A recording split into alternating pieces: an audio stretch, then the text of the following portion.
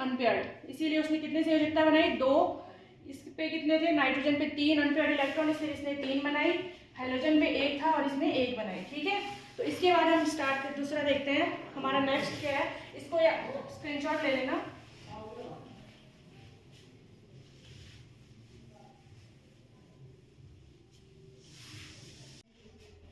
तो अब मैं आपको स्ट्रक्चरल फॉर्मूला बताऊंगी, संरचना सूत्र बताऊंगी। तो डेफिनेशन क्या है इसका यहाँ पे, structural formula expressing the arrangement of atoms present in a molecule of a compound on the basis of signals and bonds. यानी परमाणुओं के जो आधार पर हम क्या करते हैं, उसके सिग्नल और बंधों के आधार पर हम क्या करेंगे, संरचना सूत्र बनाएंगे। तो पहला हमारा यहाँ पे क्या है, CH4। CH के कार्बन पे कितने अनपेयर्ड इलेक्ट्रॉन होते हैं, 4, 1 2 3 4। ठीक है, हाइड्रोजन पे कितने होते हैं, 1 अनपेयर्ड इलेक्ट्रॉन। तो एक हाइड्रोजन यहाँ से आ गया, एक हाइड्रोजन यहाँ से आ गया, एक हाइड्रोजन यहाँ से और एक हाइड्रोजन यहाँ से आ गया। तो अब क्या करना है, इस पे एक अनपेयर्ड इलेक्ट्रॉन हाइड्रोजन पे होता है, तो ये क्या करते हैं, आपस में साझेदारी करके कोवैलेंट बॉन्ड बनाते हैं। और यहाँ पे भी क्या बन गया हमारा, ऐसे ये बॉन्ड बनाते हैं। ठीक है, तो कार्बन की संयोजकता कितनी हो गई, 4 और हाइड्रोजन की कितनी हो गई, 1। नेक्स्ट क्या हमारे यहाँ पे एक और बनाते हैं, HCHO को बनाते हैं। कार्बन पे एक हाइड्रोजन जुड़ा हुआ है, यानी इस पे पहले बना दो 4 अनपेयर्ड इलेक्ट्रॉन। एक हाइड्रोजन यहाँ से आया, इसने बंद बना लिया ये वाले ने, फिर ये वाला H ऊपर पे हमारा आ गया, बंद बना दिया। अब ऑक्सीजन पे कितने अनपेयर्ड इलेक्ट्रॉन होते हैं, 2 अनपेयर्ड इलेक्ट्रॉन, मतलब एक यहाँ से और एक यहाँ से, और 2 क्या होते हैं यहाँ पे, लोन पेयर होते हैं। ठीक है, तो ये बंद कैसे बनाता है, एक इसने बना लिया कार्बन के साथ। अब यहाँ पे एक और बचा ना, तो ये क्या बन गया हमारा, एक डबल बॉन्ड। तो इसका नॉर्मल स्ट्रक्चर देखो ऐसे होगा, कुछ इस प्रकार होगा। ठीक है, ये इसी का रूप है। तो यहाँ पे क्या, अगर इलेक्ट्रॉन डबल बॉन्ड भी बनते हैं और ट्रिपल बॉन्ड भी बनते हैं जब कोई और कंपाउंड होगा हमारा। तो यहाँ पे हमने देख लिया, अब हमारा एक और देख लेते हैं, CH3CHO। जो हमारा कार्बन है उस पर कितने हाइड्रोजन जुड़े हैं, 3, यानी एक यहाँ से जोड़ दो, H H H, single bond. फिर यहाँ पे इस कार्बन पे एक और कार्बन जुड़ा है, सिंगल बॉन्ड C। C पे क्या है, एक डबल बॉन्ड O जुड़ा है, डबल बॉन्ड O, और आगे से OH। ठीक है, तो इसका स्ट्रक्चर ऐसे बनाना है आपको, समझ में आया।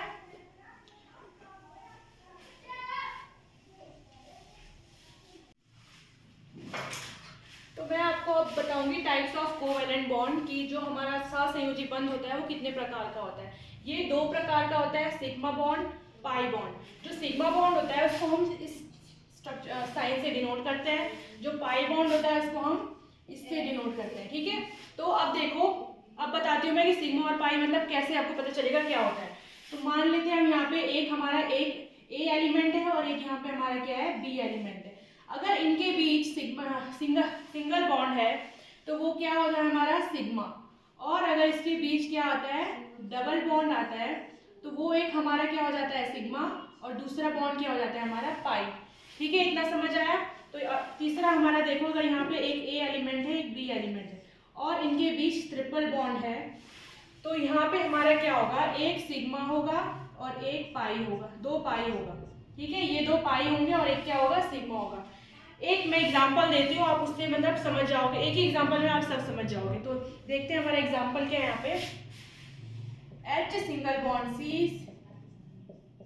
मतलब CH3 single bond C, double bond O, single bond O, C triple bond N,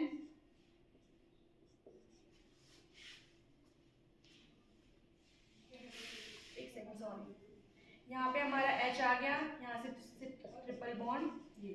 ठीक है, तो देखो इस स्ट्रक्चर को, इसी स्ट्रक्चर में आप सब बता सकते हो कि सिग्मा पाई कैसे निकालना है। तो आप सब बताएंगे कि यहाँ पे जो हमारा यहाँ पे कौन सा बॉन्ड बन रहा है, सिग्मा। इधर कौन सा बन रहा है, सिग्मा, क्योंकि सिंगल बॉन्ड है, इधर भी सिंगल बॉन्ड है तो सिग्मा, इधर भी क्या हमारा सिंगल बॉन्ड है तो सिग्मा। अब यहाँ पे देखो, यहाँ डबल बॉन्ड है, तो एक सिग्मा हो जाएगा, किसी को भी ले सकते हो आप, इस साइड को भी उस साइड को भी, इसमें कोई वो नहीं है। तो एक सिग्मा हो गया, एक हमारा क्या हो गया, पाई। यहाँ पे सिंगल बॉन्ड है तो क्या हो गया, सिग्मा। फिर यहाँ पे हमारा सिंगल बॉन्ड है तो क्या हो गया, सिग्मा। इधर भी हमारा सिग्मा, इधर भी सिग्मा, इधर भी सिग्मा। अब यहाँ पे ट्रिपल बॉन्ड है तो एक क्या हो जाएगा हमारा सिग्मा और 2 क्या हो जाएंगे हमारे पाई। ठीक है, आगे एक ही एग्जांपल से आप समझ सकते हो कि सिग्मा पाई दोनों आ जाएगा। तो इतना समझ आया, नोट कर लो।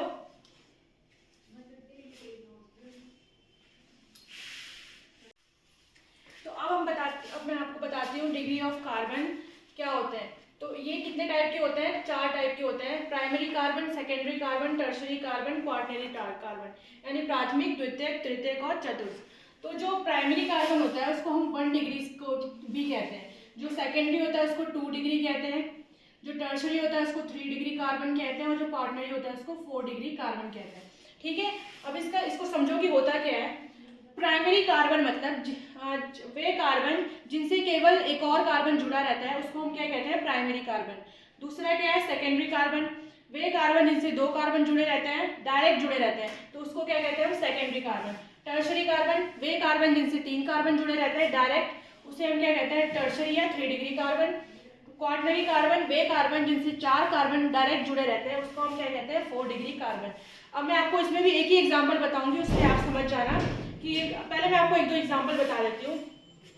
सबसे छोटा एलिमेंट हमारे जो तत्व है वो क्या है, CH4। ठीक है, एक और मैं लिख देती हूँ C2H6 का, सिंगल बॉन्ड C।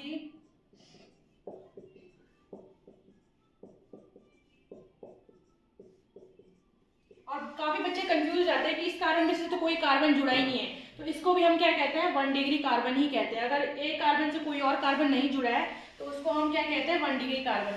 यहाँ पे देखो, यहाँ पे हमारे 2 कार्बन है, ये वाला कार्बन इससे जुड़ा हुआ है, तो ये कार्बन क्या कहलाएगा हमारा, ये कार्बन कितने कार्बन से घिरा हुआ है, एक कार्बन से, तो ये हमारा क्या हो गया, 1 डिग्री कार्बन। और ये कार्बन भी एक कार्बन से घिरा है, तो ये क्या हो जाएगा हमारा, 1 डिग्री कार्बन। ठीक है, तो मैं आपको एक एग्जांपल देती हूँ जिससे आप 1 डिग्री, 2 डिग्री, 3 डिग्री, 4 डिग्री सब निकालोगे। तो देखो हमारा एग्जांपल क्या है, यहाँ पे single bond C, single bond C,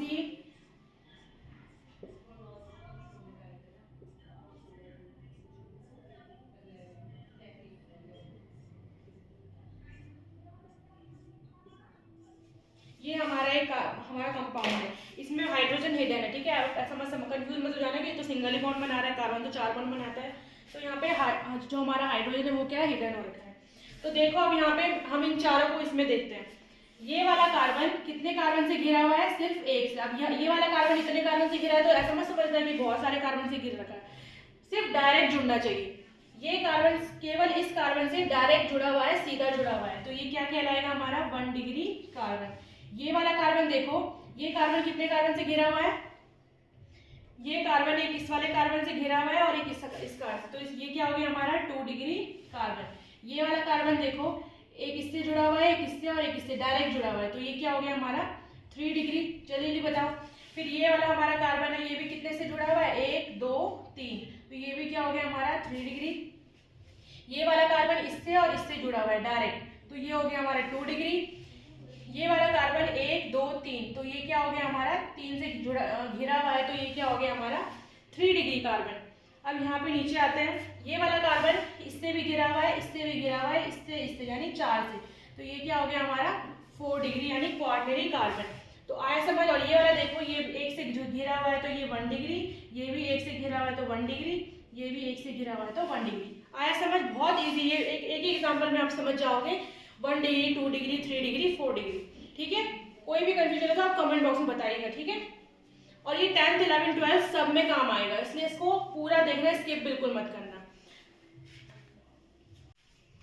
तो अब मैंने आपको डिग्री ऑफ कार्बन बताया, तो उसके बेस पे मैं आपको ये 3 चीज बताऊंगी, ये भी आपको 11th 12th में काफी यूज होगा, तो इसको ध्यान से देखना।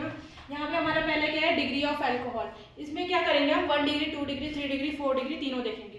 तो क्या करेंगे हम यहाँ पे, इसको पहले डेफिनेशन समझ लो कि क्या होता है ये। वे अल्कोहल जिनमें जो हमारा OH ग्रुप होता है, जो अल्कोहल का OH ग्रुप होता है, वो डायरेक्ट 1 डिग्री कार्बन से जब जुड़ा रहता है उसको हम क्या कहते हैं, 1 डिग्री अल्कोहल। और अगर द्वितीयक कार्बन से जुड़ा रहेगा तो द्वितीयक डिग्री अल्कोहल, द्वितीयक अल्कोहल होगा। और अगर तृतीयक कार्बन से घिरा रहेगा तो वो तृतीयक अल्कोहल होगा। ठीक है, तो देखते हैं, यहाँ पे एग्जाम्पल देख लेते हैं हम। पहला हमारा एग्जाम्पल है, यहाँ पे देख लो, CH3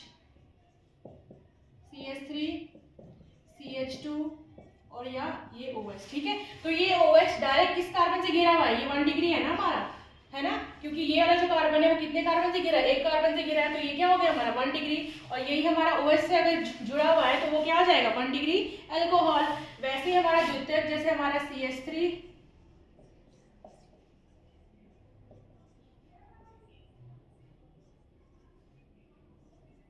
ये वाला देखो, ये वाला जो OH है ये इस कार्बन से घिरा है, और अब पता कैसे लगाएंगे, और ये कार्बन कितने कार्बन से घिरा हुआ है, 2 कार्बन से, तो ये क्या हो गया हमारा 2 डिग्री कार्बन हो गया, और ये 2 डिग्री कार्बन OH से जुड़ा हुआ है, तो ये क्या हो गया हमारा 2 डिग्री अल्कोहल हो गया। ठीक है, तीसरा देखो हमारा CH3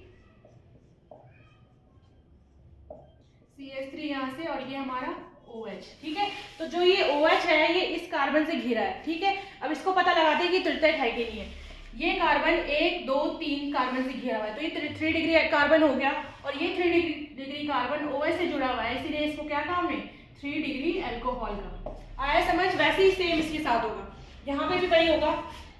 वे अल्कोहल जिनसे जो इसमें का हेलोजन होता है वो अगर 1 डिग्री कार्बन से घिरा हुआ है तो 1 डिग्री अल्कोहल, अगर 2 डिग्री कार्बन से घिरा हुआ है तो 2 डिग्री हेलो एल्केन, और अगर 3 डिग्री अल्कोहल से जुड़ा हुआ है कार्बन से तो 3 डिग्री हेलो एल्केन। ठीक है, तो एग्जांपल देखते हैं यहाँ पे हमारा CH3 CH2X।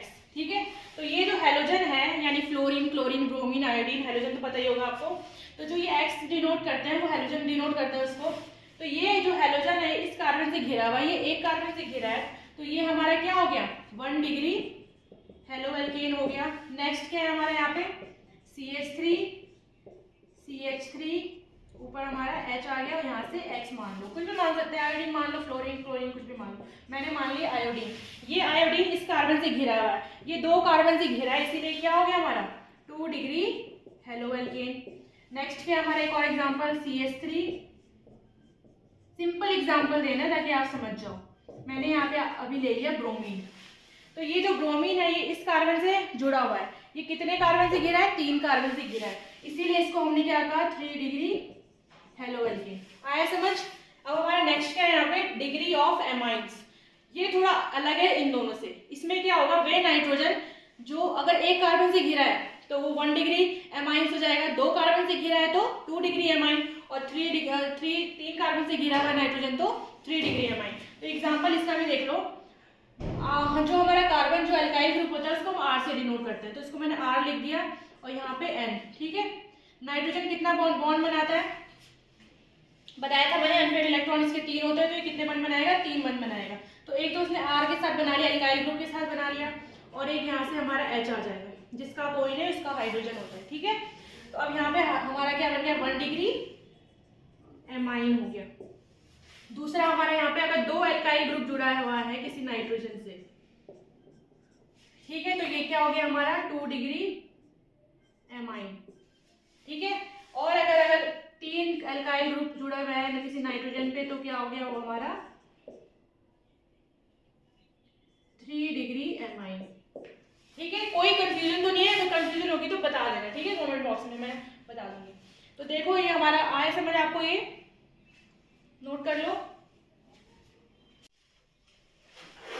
तो नेक्स्ट टॉपिक क्या है हमारा यहाँ पे अल्फा बीटा गामा कार्बन। ठीक है, तो इसकी डेफिनेशन क्या होती है, क्रियात्मक समूह से जुड़े हुए जो कार्बन होते हैं उसको क्या कहते हैं हम अल्फा कहते हैं, और उनसे जो उनके पड़ोसी कार्बन को क्या कहते हैं अल्फा बीटा कार्बन कहते हैं। तो यहाँ पे मैं एग्जांपल बताती हूँ ताकि आपको जल्दी से समझ आ जाए। क्रियात्मक समूह क्या होता है, पहले कोई किसी बच्चे को ये भी नहीं पता है। क्रियात्मक समूह जो होते हैं हमारे,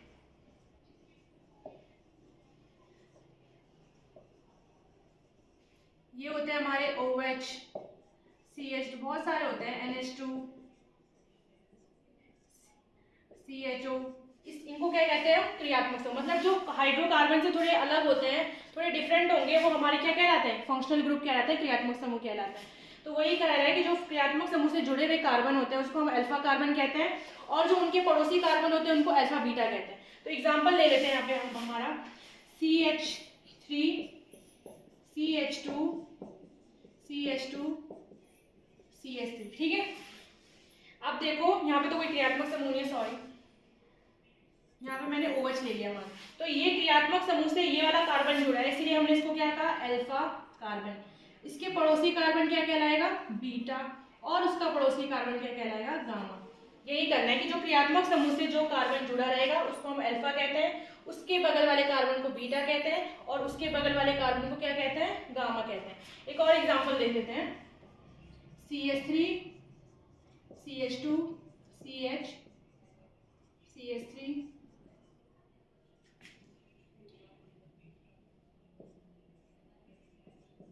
अब यहाँ पे COOH आ गया। अब काफी बच्चे बोलेंगे कि ये जो OOH से जुड़ा हुआ कार्बन है वो हमारा अल्फा हो जाएगा, बट ऐसा नहीं है। ये IUPAC में इसकी काउंटिंग तो होती है, लेकिन जब हम अल्फा बीटा गामा की बात करते हैं तो ये जो क्रियात्मक समूह होता है उसकी हम काउंटिंग नहीं करते। तो जो हमारा क्रियात्मक समूह है ये COOH, उसके बगल वाला जो कार्बन होता है वो क्या होगा हमारा, वो हमारा होगा अल्फा कार्बन, उसके बगल वाला बीटा कार्बन और उसके बगल वाला गामा। ठीक है, वैसे ही अल्फा के बगल में ये भी है ये भी है, तो ये दोनों क्या होंगे, पड़ोसी है ना, तो ये भी हमारा बीटा होगा और ये भी क्या होगा, हमारा बीटा होगा। ठीक है, बहुत इजी वे में मैंने बता रखा आपको, तो आपको समझ तो आ ही गया होगा। तो आज मैं इस वीडियो को यहीं पे एंड करती हूँ। जो नेक्स्ट टॉपिक है वो हमारा IUPAC नॉमेनक्लेचर होगा, ऑर्गेनिक केमिस्ट्री का, तो उसकी नोटिफिकेशन आ जाएगी, इसीलिए चैनल को सब्सक्राइब कर दीजिएगा। ठीक है, और कमेंट बॉक्स में पूछ लीजिएगा। Thanks for watching.